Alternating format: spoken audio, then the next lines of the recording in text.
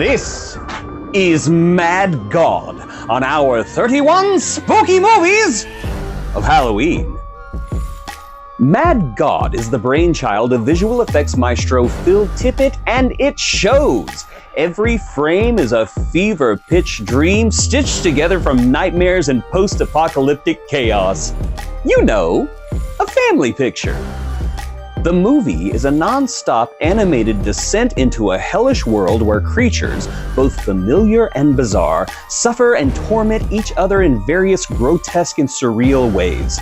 There's not much in the way of plot. If you're hoping for a hero's journey or some kind of lighthearted moments, wrong movie. Instead, the film loosely follows a figure known as the Assassin, who traverses this nightmarish landscape for reasons that are as clear as mud. Along the way, you'll encounter monstrous creatures, weird machinery, and enough unsettling imagery to keep you awake for a week. If you're expecting dialogue or a clear narrative arc, don't bother. This movie is a journey through the abyss, and whether you leave the experience more enlightened or more confused is entirely up to you.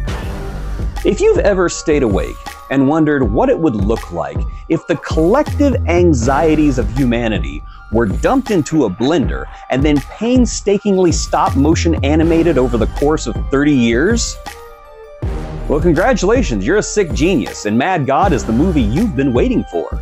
Phil Tippett's magnum opus is more of an immersive experience than a straightforward film, and boy, is it a messed up ride. Strap in, because you're about to be transported to a world so grotesquely detailed and unsettling that your brain might file a complaint against you with HR. And let's get one thing straight. This is not your typical animated feature. This isn't the kind of movie you put on while folding laundry or while you eat dinner, unless you want to lose your appetite. But hey, weight loss. The attention to detail in animation is jaw-dropping. Every scene, every grotesque creature, every single twisted landscape is crafted with a level of care that should probably be classified as a form of madness. Mad God, I just got that. The whole thing feels like The Nightmare Before Christmas took a wrong turn and ended up getting stabbed in an alley for $3 in its pocket. The aesthetic is a surrealist dream, or nightmare, depending on how you look at it. The painstakingly detailed stop-motion world of Mad God is a decaying industrial hellscape, a place where biological and technological horrors blend together in ways that are equal part mesmerizing and revolting. It's like Fritz Lang's Metropolis had a baby with H.R. Geiger's paintings, but that baby had 3 eyes, a steam-powered limb, and a serious attitude problem. And as for the subject matter, let's just say this is not what you would call a feel-good Saturday morning cartoon. The movie is packed with imagery that ranges from grotesque to downright disturbing, so if you're squeamish, maybe give this one a pass, or at least have a squishmallow to clutch while you watch. There's no hand-holding here, no clear moral compass. You are left to navigate the chaos on your own, which, let's be honest, is half the fun and half the fright. Now, I'm sure there's some Poindexter nerd out there straightening his glasses and getting ready to complain about the lack of a plot. Well, Tippett is more interested in creating an experience than telling a traditional story, and honestly, in my opinion, it works. Sure, there's an assassin, some monsters, and a whole lot of destruction, but what it all means is up for debate. If you're the type who enjoys interpreting vague symbols and trying to piece together a narrative from fragmented nightmares, Mad God is going to be your new favorite movie. If not, well, you're going to spend 83 minutes wondering what in the world you're watching.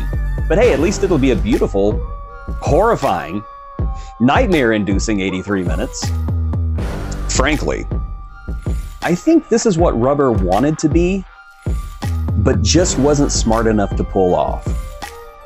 And that's really the thing with Mad God. It doesn't spoon-feed you answers. This film requires effort on your part.